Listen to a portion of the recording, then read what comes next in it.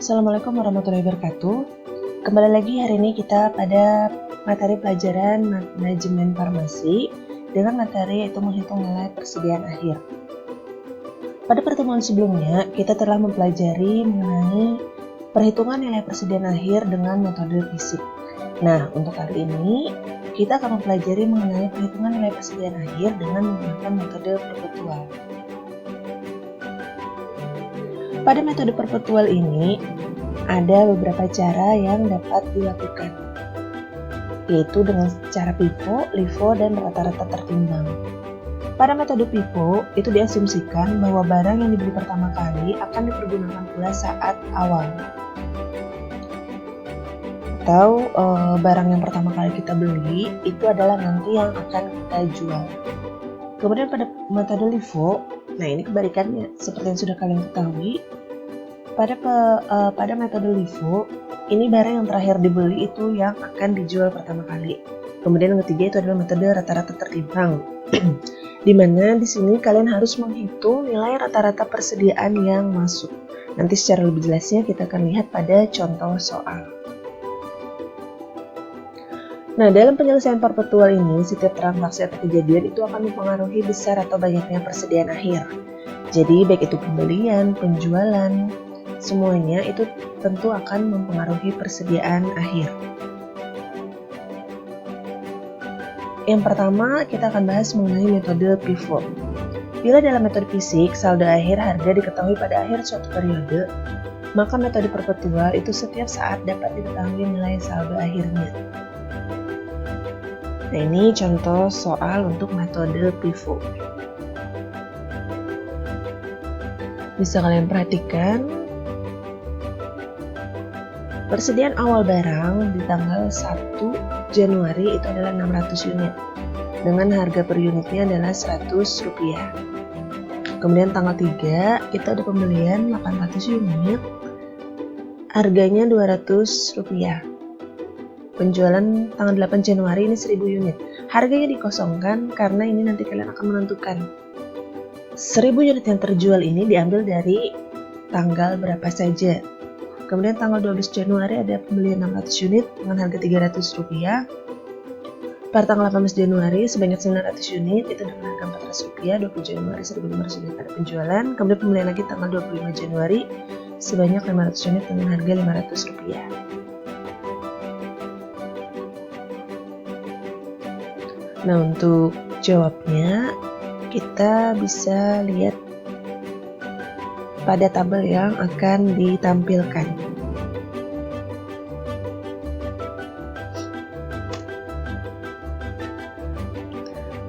Nah, di sini untuk perhitungan perpetual pivot ini ada tiga yang harus kalian masukkan di dalam tabel, yaitu pemasukan atau pembelian, pengeluaran atau penjualan, kemudian persediaan atau saldo tersisa. Nah, di tanggal 1 kita lihat dulu yang pertama. Pada tanggal 1 Januari itu persediaan awal sebanyak 600 unit. Ini di dalam tabel ini kita tulis begini, nilai dalam ratusan rupiah. Artinya nanti 20 di dalam harga ini bisa kita hilangkan. Untuk apa? Supaya memudahkan kalian dalam menghitung. Nah, kita tulis dulu yang pertama. Pada tanggal 1 Januari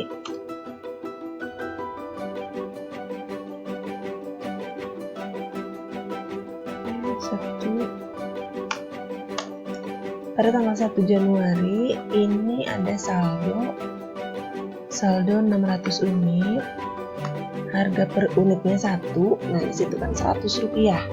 Karena tabel ini kita telah menulisnya dalam ratusan rupiah, maka kita tulis 1 saja. Nah, di sini tinggal kalian kalikan 600 kali 1, 600.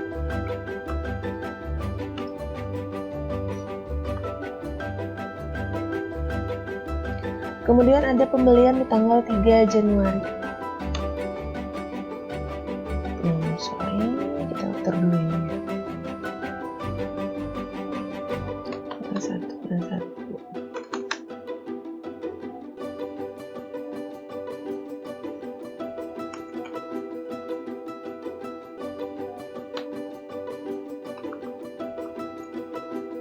Nah, tanggal 3 Januari itu ada pembelian sebanyak 800 unit. Jadi tulis tanggal 3 bulan 1 pembelian, maka masukkan di kolom pembelian. Ada berapa unit? Ada 800 unit. Harga per unitnya adalah Rp200. Jumlahnya kalian kalikan. Ini 800 dikali 2 hasilnya 1.600. Nah, kemudian kalian catat kembali di sini 800 kali 2, harganya 200, totalnya adalah 1.600. Baru kalian totalkan 600 tambah 800 berapa? 1.400. Kemudian 600 tambah 1.600 itu adalah 2.200. Selanjutnya ada penjualan di tanggal 8 Januari sebanyak 1.000 unit. Nah, kalian tentukan 1.000 unit ini adalah penjualan di tanggal berapa. Karena ini adalah metode FIFO, first in first out, artinya yang pertama masuk itu akan dijual terlebih dahulu. Berarti 1.000 ini kita akan ambil dari yang tanggal 1 Januari terlebih dahulu. Tanggal 1 Januari terlebih dahulu. Karena kan first in, first out. Jadi tanggal 8 bulan 1 itu ada penjualan 1.000 unit. Di tanggal 1 Januari itu ada 600 unit. Berarti kita tulis dulu 600 unit. Harganya 1.600. Kemudian kan tadi penjualannya adalah 1.000 unit. Berarti sudah ada 600. Di tanggal 3 kita ambil sisanya. 1.000 dikurangi 600. Itu adalah 400 unit. Harga tanggal 3 berapa? 2. Nah, kalian kali 400 kali 2, 800. Nah, sisanya berapa? Kan penjualan 1.000. Tinggal kalian kurangkan 1.400 dikurangi 1.000 berapa? 400. Kemudian harganya berapa? Yang tersisa kan tadi untuk tanggal 1 kan sudah habis. Nah, di tanggal 3 itu tersisa 400. Berarti harga per unitnya ada Rp200. Tinggal dikali 800. 400 kali 2, 800.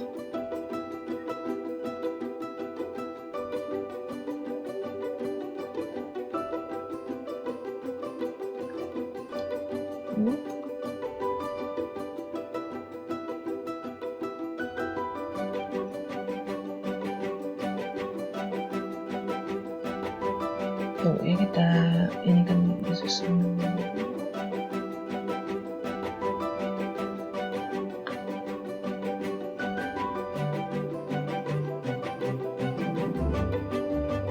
Ya, kita lanjutkan. Kemudian pembelian di tanggal 12 Januari. Pada tanggal 12 Januari itu ada pembelian sebanyak 600 unit. Harga per unitnya adalah Rp300. Berarti berapa? 600 kali 3, 1.800. Berarti di sini kalian tambahkan 400 tambah 600 itu adalah 1.000. Kemudian 800 ditambah 1.800. Maaf. Ini kalian tulis dulu 600 dan 1.800.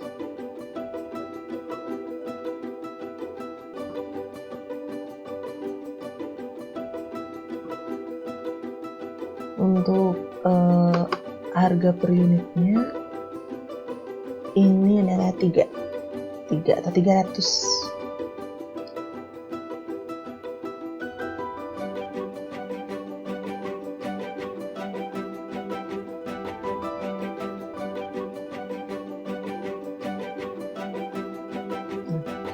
Lalu di sini kalian totalkan 400 tambah 600 itu adalah 1.800 tambah 800 itu adalah 2.600. Kemudian lihat lagi transaksi selanjutnya.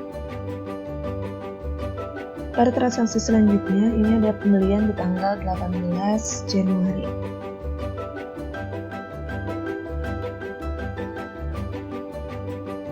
Sebelumnya yang ini kita catat kembali 400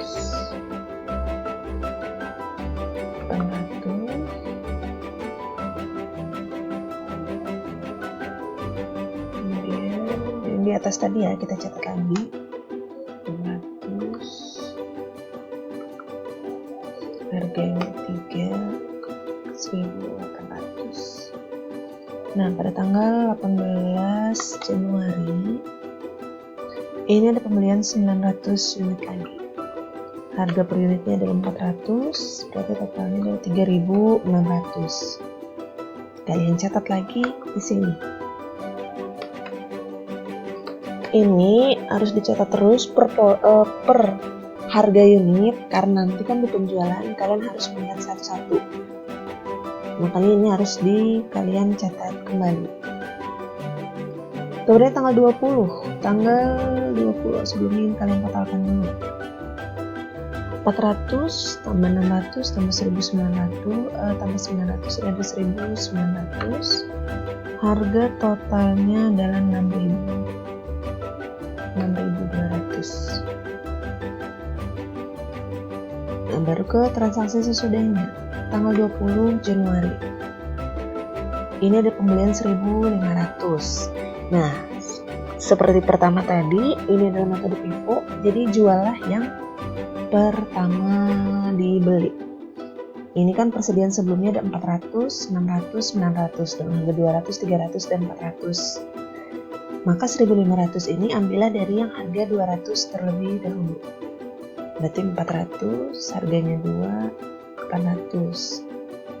Kemudian perlu berapa lagi? 1.500 dikurang 400. Itu ada 1.100. Berarti di tanggal 3 ada 600. Kalian catat aja 600. Nah, sudah berapa unit? 400.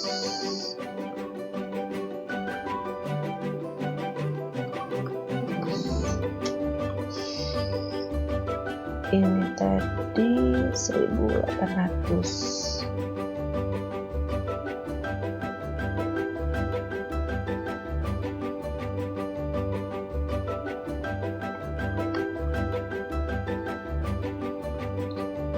Nah, 400 tambah 600 ini sudah 1.000. Sedangkan tadi penjualan tanggal 20 itu adalah 1.500. Berarti berapa lagi? 1.500 kurang 1.000. Berarti tinggal 500 unit lagi. Nah, 500 unit kita ambil dengan harga Rp400. Berarti di sini 500. Harga Rp400. 500 kalikan 400 itu adalah 2.000. Jadi kalian hitung berapa sisanya. Ini sisa yang harga 400, berarti 900 kurang 500 sisa 400. Harga 400 1.600. Nah, kemudian pembelian di tanggal 25 Januari. Tanggal 25 Januari pembelian 500 unit. Harga 500. Totalnya adalah 2.500. Kalian catat kembali di sini. Dan ditotalkan, jangan lupa. Ini 4.100. Nah, transaksinya terakhir itu adalah 25 Januari.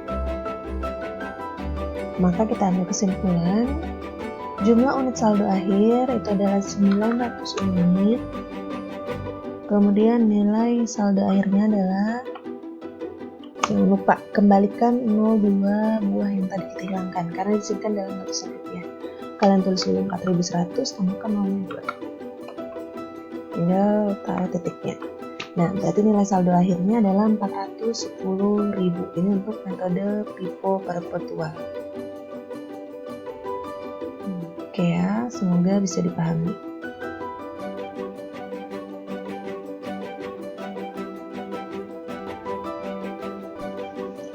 Ya, selanjutnya kita akan membahas contoh soal mengenai metode LIFO.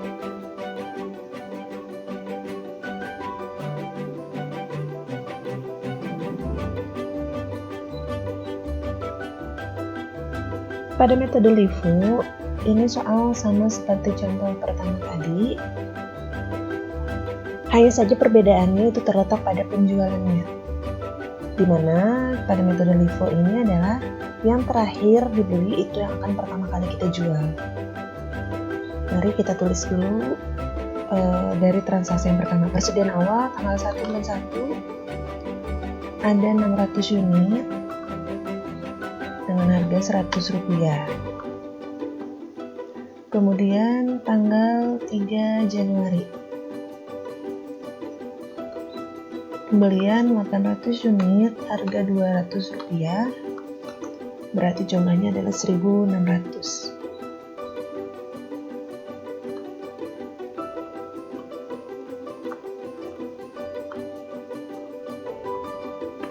Sini kita catat kembali. Total 1.400, 2.200.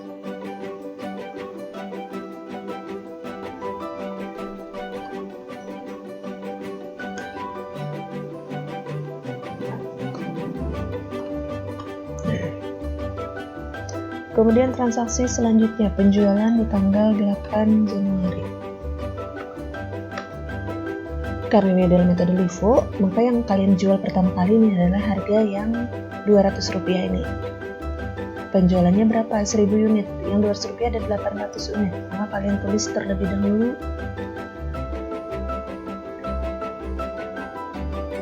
800. Kalian habiskan yang harga 200. Nah, sisanya berapa? 1.000 unit, 1.000 dikurang 800 berarti tersisa 200. 200 kalian ambil dari yang harganya Rp100. Oke.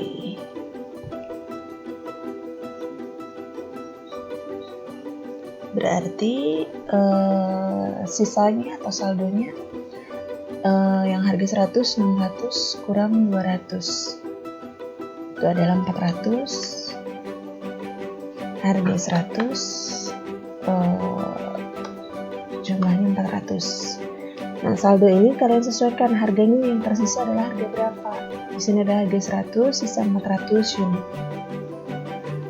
Kemudian transaksi selanjutnya, pembelian di tanggal 12 Januari. 600 unit dengan harga 300. Tulis kembali 600, ketiga 1.800. Kemudian kalian totalkan 400 dan 600 ini tadi. 400 tambah 600 itu adalah 1.000. 400 tambah 1.800 itu adalah 2.200.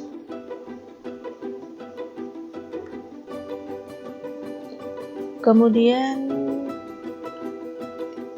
tanggal 18 Januari.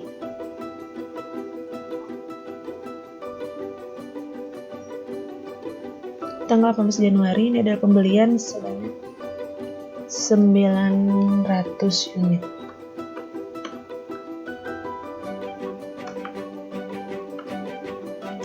Harga 400. Berarti di sini 3.600. Kalian tulis kembali di sini.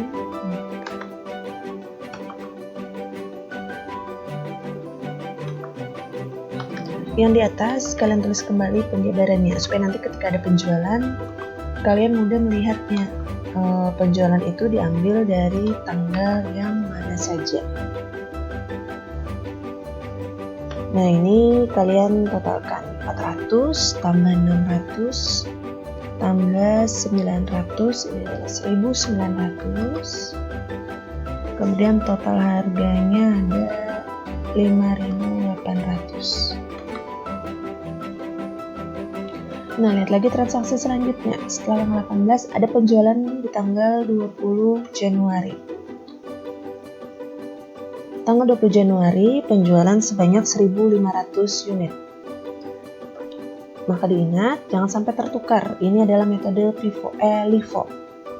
Berarti kalian ambil dulu di harga yang 400. 900, harga 400, totalnya ada 3.600.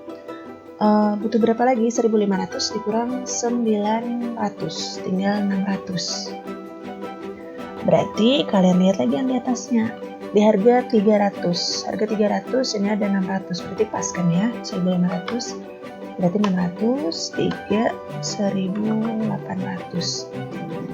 Tersisa harga 100. Berarti 400, 1.400.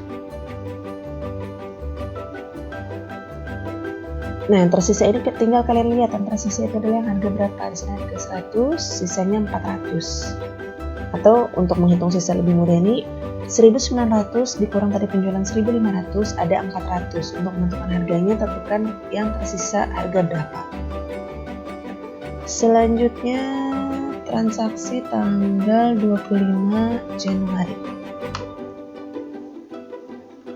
Sebanyak 500 unit, harga per unitnya Rp500. Kalian tuliskan kembali. Total 900, harga 2.900. Nah, berarti di sini jumlah unit persediaan akhirnya adalah 900 unit dengan harga 290.000. Nah, ini nilai persediaan akhirnya. Nah, karena LIFO, otomatis yang terjual itu adalah harga yang lebih tinggi. Yang tersisa adalah harga yang lebih rendah karena yang dibeli pertama kali. Ini untuk metode LIFO. Nah, semoga bisa dipahami ya.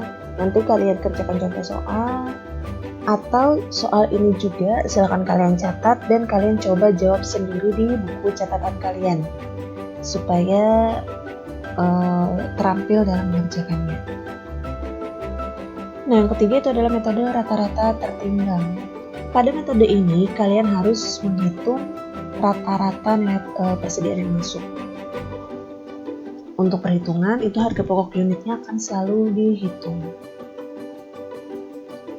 Contoh soal sama seperti soal perpetual pivot.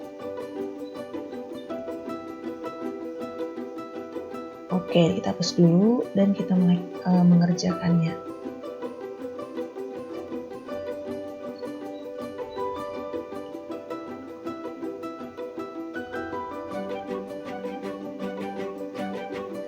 Nah, ini soalnya sama seperti yang tadi, tapi metodenya berbeda.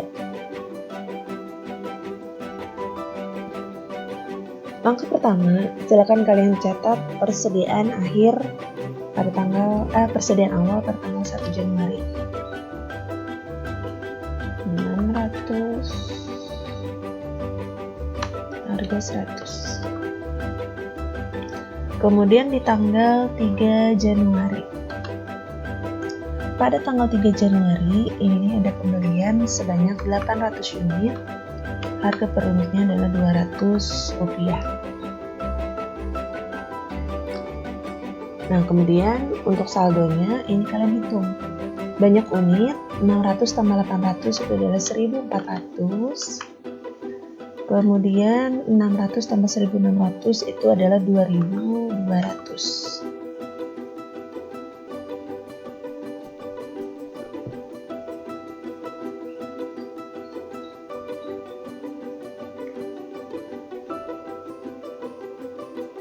Di sini kita beri titik aja supaya nanti untuk rincian perhitungannya itu bisa nanti kalian bisa lihat di bawah.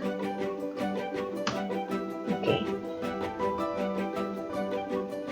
Supaya nanti kalian tidak bingung, jadi bisa makan. Nah, untuk harga pokok per unitnya untuk metode rata-rata tertimbang ini harus kalian hitung 2.200 dibagi dengan 1.400. Jadi tidak langsung kalian catat dari harga pembelian tadi berapa, tapi harus kalian hitung. Di sini kalian dapat angka 1,5714. Nah, ambil aja 4 angka di belakang koma supaya harganya perhitungannya lebih rinci dan lebih akurat. Kemudian selanjutnya tanggal 8 Januari itu ada pembelian, ada penjualan. Ada penjualan sebanyak 1.000 unit. Nah, pada metode rata-rata tertimbang ini, harga pokok per unit untuk penjualan tinggal kalian lihat dari harga pokok per unit di saldo akhir atau yang di atasnya. Nah, di sini kan 1,5714. Kalian catat dan kemudian kalian hitung. 1000 dikali 1,574 ini adalah 1571,4. Kemudian saldonya berapa? 1400 dikurang 1000 adalah 400. Kemudian untuk jumlahnya 2200 dikurang 1571,4 ini adalah 628,60. Untuk harga atau jumlah ini kalian ambil dua angka di belakang koma. Nah, kemudian harga pokok per unitnya kalian hitung lagi. 628,6 dibagi 400. Ini hasilnya adalah 1,5715. Nah, kemudian transaksi selanjutnya 12 Januari. Ada pembelian 600 unit, harga 300.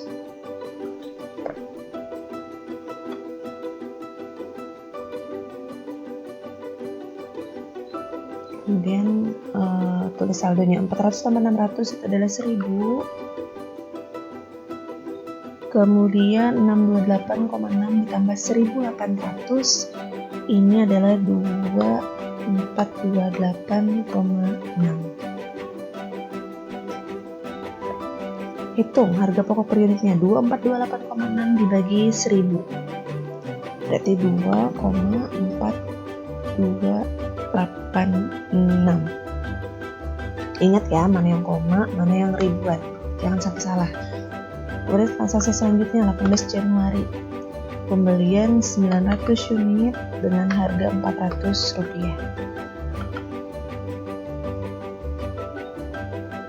Kemudian totalkan 1900 2428,6 ditambahkan 3600.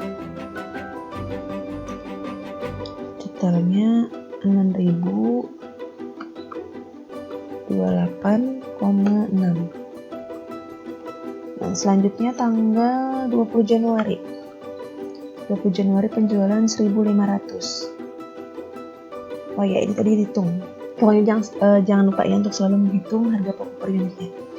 6028,6 dibagi 1900.